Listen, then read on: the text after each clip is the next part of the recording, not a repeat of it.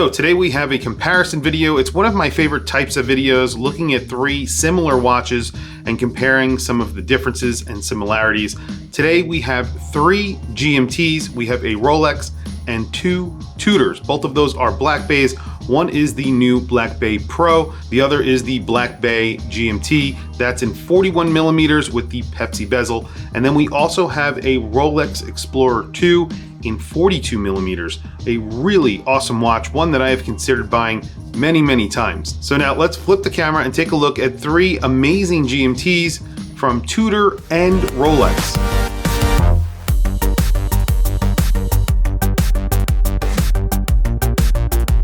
So as you guys know, I love to do comparison videos, and today I have a pretty cool comparison video for you guys. I have three watches in front of you. All three are GMTs. One is a Rolex, obviously that is the Rolex Explorer in my right hand here. That is the Explorer 2. It's the 42 millimeter version. And then of course I have the Tudor Black Bay Pro in the middle. Sort of has cream colored lume and is obviously inspired by a vintage Explorer 2. And then of course I have the Pepsi GMT, and that is the Black Bay 41. So it's a 41 millimeter, while this is a 39 millimeters, almost 40 millimeters in between the two. Very cool watches. Obviously, all of them are true GMTs. This is powered, but the Rolex is obviously powered by the 3285 movement, which is a GMT movement. It is a true GMT, and the other two are powered by the exact same movement that is made by Kinesis. It is a GMT movement. It is also a true GMT, so you do have a jumping local hour hand. And all three of them, I think, are very good looking watches. Now, I obviously have a favorite out of the three. We'll get back to that in just a few minutes, but I'm going to do some measurements. We'll talk about some of the appearance differences between the three watches. Although they are very similar, there are some major differences between the three watches.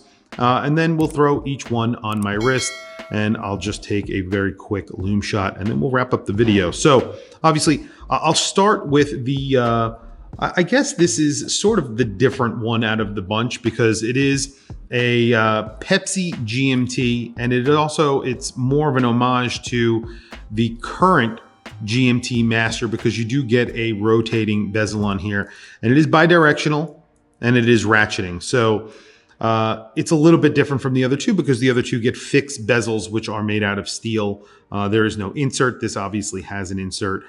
This also gets a boxed sapphire crystal. Both of the Black Bays get a boxed sapphire crystal, while you get a flat sapphire crystal on the Rolex. Now, obviously the Black Bay, the 41, this is a big watch. It does wear big, and actually I think wears bigger than the 42 millimeter Rolex. The measurement on here is 41 millimeters. And like I said, the reason why it wears big is because of its thickness. It's almost 15 millimeters thick. You get a big crown on both of the Black Bays. You get a decent crown on the Rolex, so 7.8 millimeters. And then the lug-to-lug is a true lug-to-lug on here. It's around 50 millimeters, and that's the same for the bracelet. It is thick, and when you throw it on your wrist, it does wear very thick. You get a really nice rivet style bracelet. So it's not a true rivet bracelet, but it is a rivet style bracelet. You can see it wears high on your wrist. When you sort of fold over your wrist, when you make a fist or pull your hand in, it does stick out a little bit more than the other two, because it's almost a millimeter plus thicker than the Black Bay, and then I think it's almost 2 millimeters thicker than the Rolex. So pretty thick when you think about it. But bezel action is actually pretty decent on here. I think it's a 60 click bezel. There you go. It's a 24-hour bezel, and it has the Pepsi colors. You have a date at the 3 o'clock. You get the fence post minute hand. You have a snowflake second hand, snowflake hour hand, snowflake GMT hand. And the functionality on here is a true GMT, obviously, just like the Black Bay Pro. So they have the exact same movement. So the Black Bay Pro in 39 millimeters, obviously Smaller, definitely wears smaller. Unscrewing the crown, and this functionality is the same on basically all three watches. When you put it into the second position, you could move the hour hand. When you put it into the first position, or vice versa, however you want to say it, you can move the minute hand and obviously change the time. You change the date using the hour hand. That's it. And then you have the again, the same snowflake on the GMT hand, on the hour hand, and on the second hand you have a fence post hand for the minutes hand. There's a blackened area in the center of the dial on here, and you have a matte black dial on here as well. You do have applied indices, but they're sort of like little blocks of lume rather than actual surrounds around these. So it looks good. And you have a big crown. The crown on here is a little bit smaller than the 41, but I mean, it makes sense because it's a smaller watch, 7.4 millimeters. It is still thick at 14.7 millimeters, just slightly thinner. No, it's 14.2. That's what I measured before. So it's almost a millimeter. Actually, it's less than a millimeter thinner than the 41 millimeter version.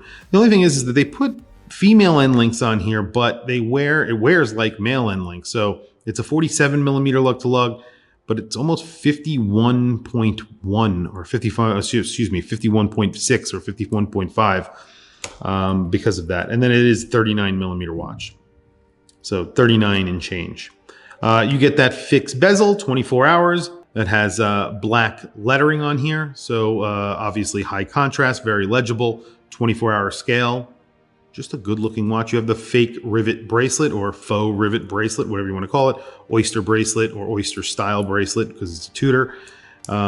Really nice. This one gets micro adjust in the actual buckle, in the actual clasp. So that is nice. It does wear big, it wears kind of thick again. But since it's a smaller watch, it actually wears a little bit smaller on my 7.5 inch wrist, I would say.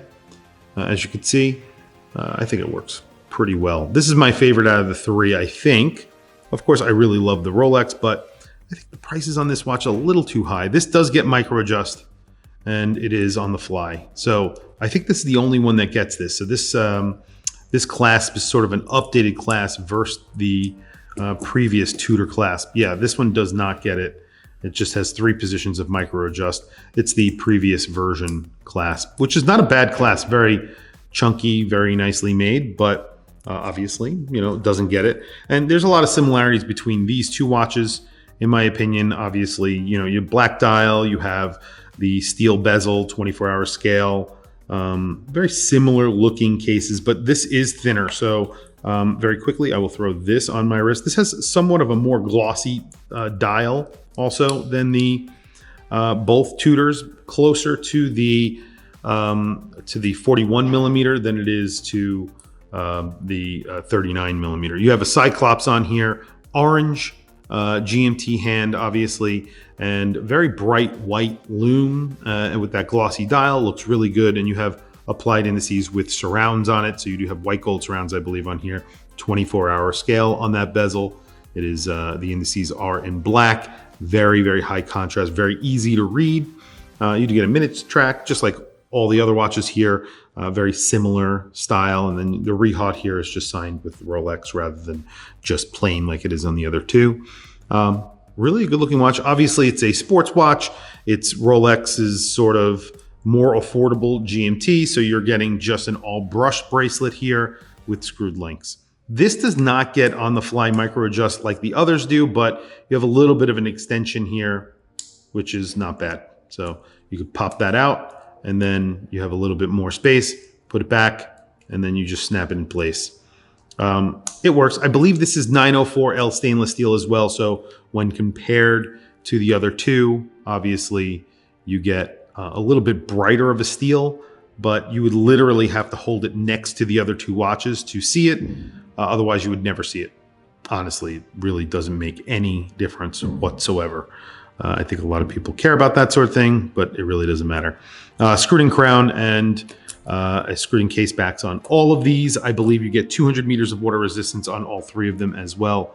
Let me just do quick measurements. This is 42.4. It is thinner, as I mentioned, 12.4 millimeters thick. That is excellent. The crown 6.7 millimeters. And then the lug to lug, again, you have a little bit, so you do have male end links on here.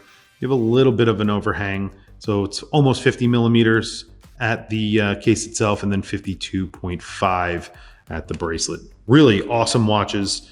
All three of them, very, very good looking. Now, if you were able to get this at retail, I would definitely go on this. I even like the 42 millimeter version because I think for my 7.5 inch wrist, it fits really well. I like vintage Explorers as well. The Explorer 2, vintage Explorer 2s I think are beautiful. I definitely would wear one. They're very expensive. They're very hard to get. They're very rare watches, especially the Steve McQueen. I would love to own that watch. It's so cool. But if you can't get that watch, obviously you can get one of these, but you will pay over retail currently, although Rolex prices have been coming in. So definitely keep an eye out for that. I would go with this as my choice. I really do. I think this is pretty cool. The only thing is the thickness. The thickness really is scary. It's kind of heavy at the top, but all in all, I think it's a really good looking watch. And if you cannot afford this watch, then I would definitely go with this watch. I think that's the point of Tudor. That's what they've done.